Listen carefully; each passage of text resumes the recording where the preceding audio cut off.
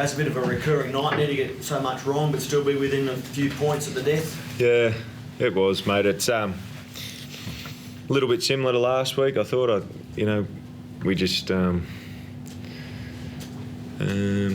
games and there's a lot of effort there, but not good enough for long enough periods and still not building enough pressure and not good enough when we're fatigued, offensively and defensively. Were you able to balance up Dylan getting sin-binned and Jamal Fogarty staying on the field? Do you care to comment on that? No, look, we all know the rules now, so we've got to try and adapt to it. But I don't think that had a big bearing on the outcome. To be honest, I just saw at crucial times in the game, we're not good enough when we're tired, and we've got to learn to do it. I know we're young, but that's something we've got to learn to do. When the try before half time, crucial, and the try at the death, it's 12 points.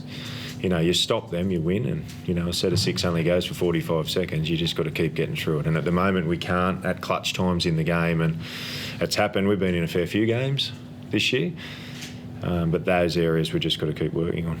Is there a bit of an organisation issue out there as well? I mean, we saw at one point Dylan Napa having a kick on the last tackle. Yeah, it is, and it's when they're tired, and you just can't do that. So we just spoke about that.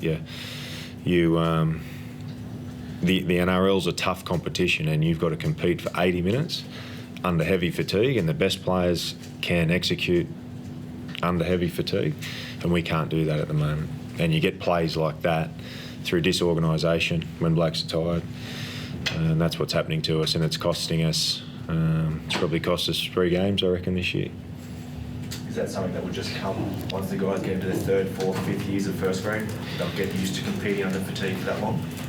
I won't look real good in 3 or 4 or 5 years if that keeps happening. Look, it comes with experience, but that's part and parcel of the job. But there's a lot to work on.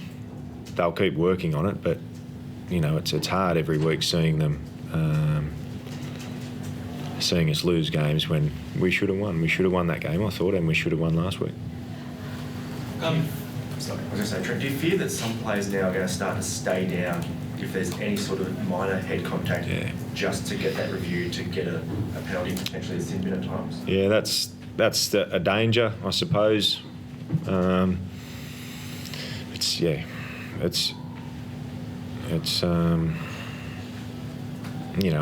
We all understand why the NRL is being hard on it, but it is a real grey area at the moment.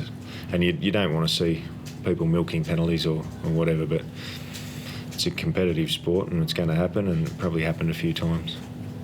There's no real disincentive to stay down, is there? Worse, they tell you to play the ball after the bunker's reviewed it. Mate, if you stay down and it gets reviewed and there's any sort of contact, and that's what I mean. It's a lottery. Like best you get a penalty. Or they could end up in the bin too. Yeah. You've seen plenty of them. So, yeah. Has Luke Thompson well and truly found his feet in the NRL, Baz? Good numbers again today, backing up last week. Yeah, he's getting there. He's good when he's really direct, and he's got really good leg speed, and he's going to get better and better the longer he plays in the competition. So, but he needs some help too. We've all got to chip in and help him out.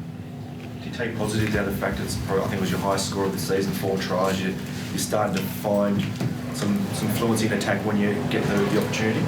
Yeah, look, we've always said 18 or 20 points should be enough to win you an NRL game, but it's the defensive lapses that cost us at crucial times, just before half-time and then on full-time, but also the lapses in concentration when we're under fatigue with the footy. So our failure still to get the ball in the in goal, not finding the kicker on last plays, passes going to ground, the 3 drop balls in the first half. So all those things you can't do. We're going to beat good teams, or any team. You have to do those things. That's a prerequisite of being a good footballer and a good team. And we're doing them in patches, but you can't do that. And, that's really hurt us. Penrith next week. You've already played them once this year. Do you look at that as a way of seeing how far you've come in the sort of 8 weeks in between, how you go next week? Yeah, look, we might get a couple of players back next week. I think Hetherington and Josh Jackson are both should be right to play, which will help.